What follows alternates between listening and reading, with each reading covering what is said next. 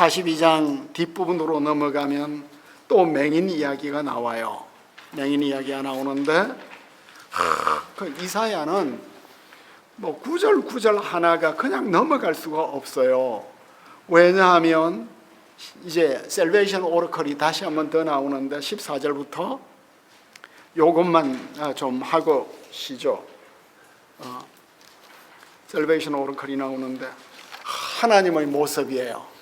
내가 14절 내가 주님이 말씀하신 주님이 오랫동안 침묵하셨어요. 그러니까 포로민들의 인식 속에서는 주님은 너무 오래 침묵하시는 것 같아요.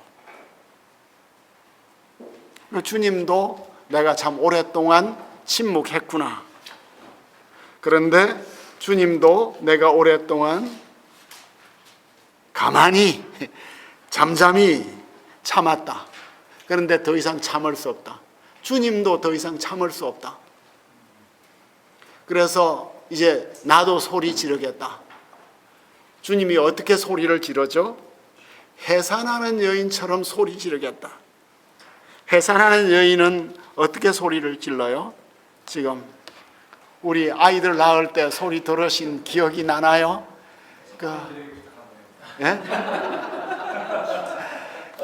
마지막 막 죽을 힘을 다해서 악 해야 되잖아요. 그러니까 이스라엘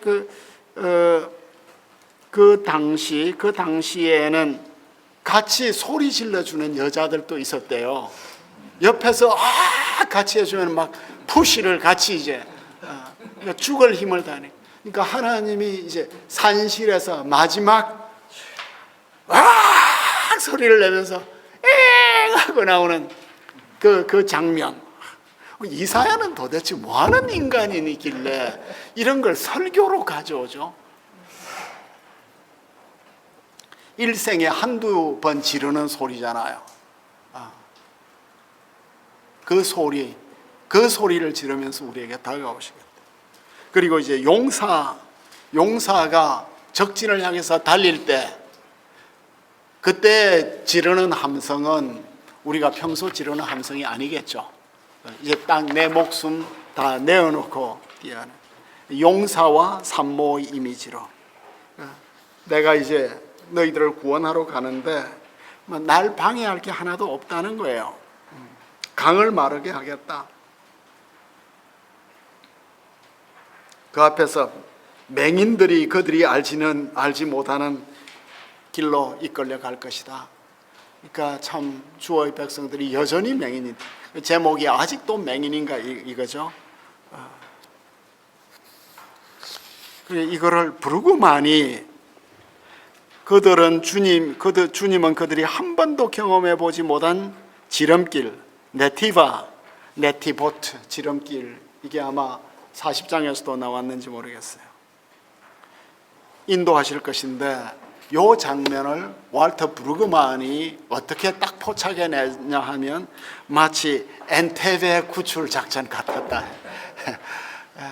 그 엔테베 작전 참 어마어마한 작전이었죠, 그죠? 모든 유대 해병대원들이 이렇게 이디오피아까지 가나요? 엔테베까지 가서 마치 예수님께서 다 이루었다고 말씀하시는 것 같은. 이 구원 작전에 우리가 주님의 이 셀베이션 오퍼레이션에 참여하지 않는다면 우리는 얼마나 참 안타까울까. 그런데 우리 문화는 우리를 훨씬 더 강하게 끌어당기죠.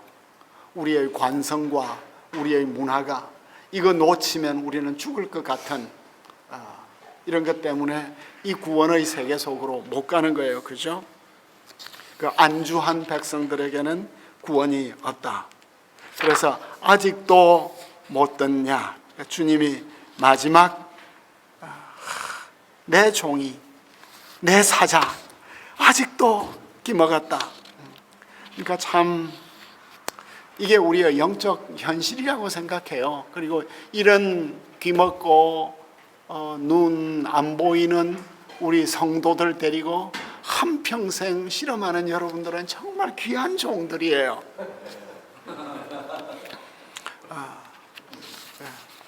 야훼 하나님 외에 네. 다른 그 당시에 있었던 바벨론, 아스리아, 뭐 애굽 등등의 우상들이 많이 있었을 텐데 그렇죠.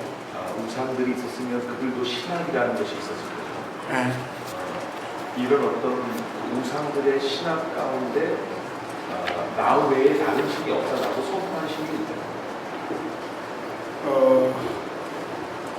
그런데 이제 제가 뭐 아카드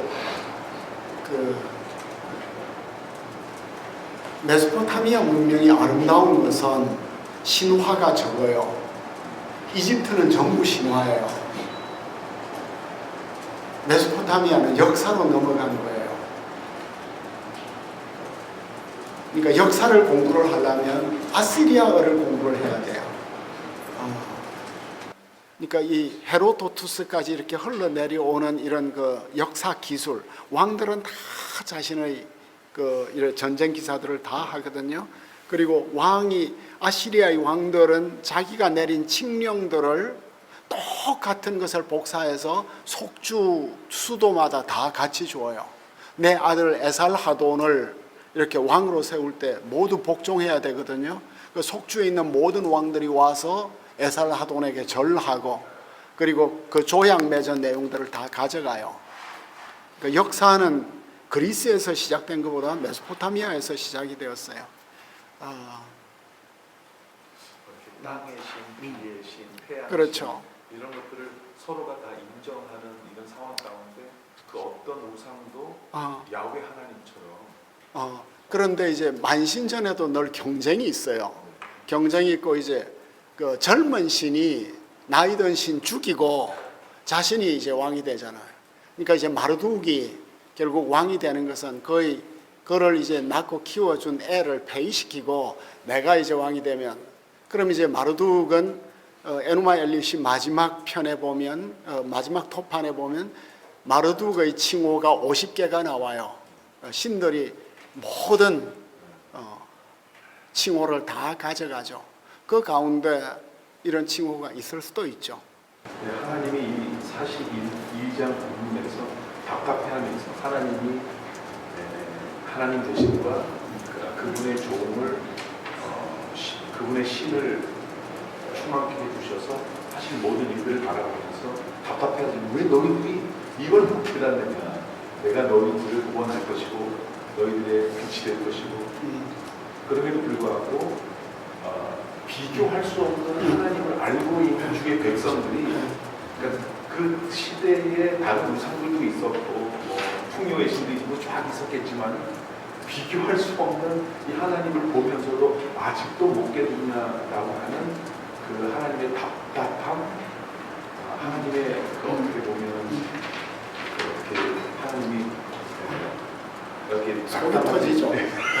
저기 교수님, 그 42장에 1절, 2절, 3절, 4절에 있는 그 종가, 지금 뒤에 하나님께서 답답해하면서 산모의 부르짖음처럼 부르짖는 너희 못 듣는 맹인들 같은 종, 이 두 종이 똑같은 종입니다. 다르죠. 다른 종입니다. 앞에는 구원자 종이고 뒤에는 구원 받아야 될 종이고. 그러니까 뒤에 있는 종은 우리고 앞에 있는 종은 예수님이고.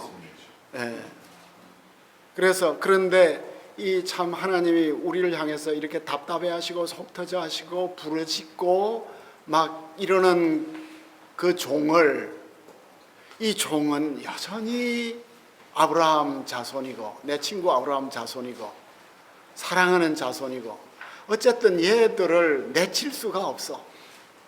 얘들을 변화시켜야 돼요. 그러면 교수님, 만약에 이사야가 이 말씀을 받았을 때 이 종과 이 종을 다르다는 걸 알 거 아니겠습니까? 당연히 알죠. 그러면 이 종을 쓸 때 그냥 차라리 그냥 저기 이스라엘 백성들이었으면 참 좋은데. 다르죠. 이스라엘은 민족적이고 또 정치적인 용어고, 또 이스라엘 하면 북이스라엘이 될 수도 있고. 아니 이제 그게 예를 들어서 못 듣는 이스라엘아 이렇게 하면 좋은데 맹인 같은 종들아 이렇게 하니까 너희들이 같은 종이냐. 그쵸 이제 아무리 너희들이 맨날 공급을 하냐 그게 예수님이랑 같이. 그러니까 우리가 우리도 예수님하고 우리도 하나님 아들이잖아. 아니 듣는 사람이 보는 사람이 헷갈리잖아요. 그러니까 헷갈리지 말고 머리 좀 쓰면서 살아라. 종교 등급이나 보죠. 근데 이 종 이야기가 굉장히 중요해요. 다음 장 가면 또 왜 하나님이 이 말귀를 못 알아듣는 내 조교를 끝까지 붙들고 있느냐? 그 이유가 나와요.